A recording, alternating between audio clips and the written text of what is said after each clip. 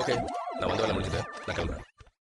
மனோஜ், நான் சொன்னதை மறக்க வேண்டாம். நான் சொன்ன தேதிக்குள்ள பணம் வரலன்னா இந்த வீட்டுல இருக்கானதான் முதல்ல நான் தூக்குவேன்.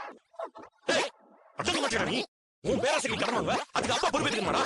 கையெழுத்து போடும்போது அவர் கையில நடுங்குறா. அவர் இந்த நிலைமைக்கு ஆளாக்கிட்ட நீ உன்னை பக்கம் நீ என்ன அவனை அடிக்க போற? அவன் அப்பா எப்படி மாட்டி விட்டுருக்கான் பாருங்கம்மா. நான் என்னடா பண்ணேன்? அந்த பில்டர் மேடம் கோமாக்கு போகணும் எனக்கு எப்படி தெரியும்? ஆர்டர் கிடைக்க நினைச்சு கடன் வாங்கினேன். இப்ப கிடைக்காம போயிடுச்சு. அது என் தப்பா? டேய், தேவையில்லாம வெட்டி செலவு பண்றது கடன் வாங்குறது தப்பு இல்லையாடா?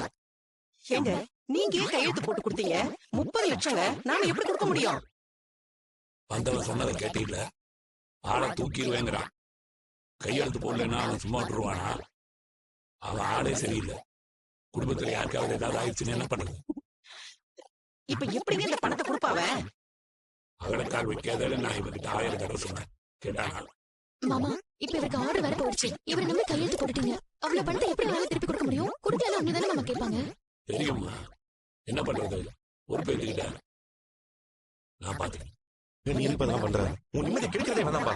முதல்ல பணத்தை எடுத்து ஒண்ணா, அப்புறம் அந்த காசை வச்சு கடைய ஆரம்பிச்சான். உன் உழைப்ப உறிஞ்சிட்டு இருக்கிற காசை பாருங்க. முதல்ல அந்த ஆள் சொன்ன வீட்டை விட்டு வெளியே அனுப்பிடணும். டேய் போதும், பிசினஸ்னா இதெல்லாம் நடக்கதான் செய்யும்.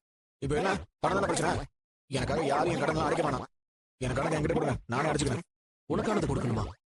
புரியல, என்ன கொடுக்கணும்? அப்பா, சொத்தை பிரிச்சு என் ஷேர் என்கிட்ட கொடுத்துருங்க. என்ன கேட்ட? சொத்துல ஒரு உரிமை இருக்குல்ல, அதை பிரிச்சு கொடுங்க. என் கடனை நானே அடிச்சுக்கிறேன். அப்பா கிட்ட சொத்தை பிரிக்க சொல்றது பஞ்சாரா நீ? உன்னெல்லாம்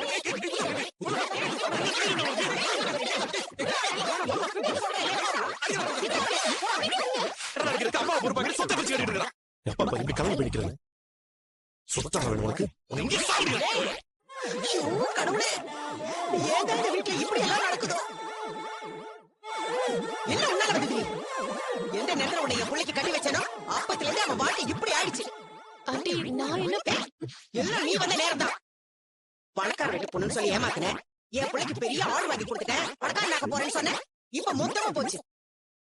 நீ வாங்கி கொடுத்த 6 நாள் தான் என் பிள்ளைக்கு இன்னைக்கு இந்த நிலைமை. மா, இப்ப எதுக்கு தேவையில்லாம பேசிக்கிட்டு? அப்பா கிட்ட சொல்லி சொத்தை பிரிச்சு கொடுக்க சொன்னேன். இப்படி வாங்க. என்ன இதுக்கு தான் கை நீட்டிட்டே இருக்கீங்க? மா, நீங்க அப்பா கிட்ட பேசுங்கம்மா. டேய், என்னடா அவர்கிட்ட நான் எதுக்கு சொத்தை பிரிக்க சொல்லணும்? இந்த வீடு இருக்கிறது உங்க யாருக்கு பொறுக்கல இல்ல? என்னால பிரிக்க சொல்ல முடியாது.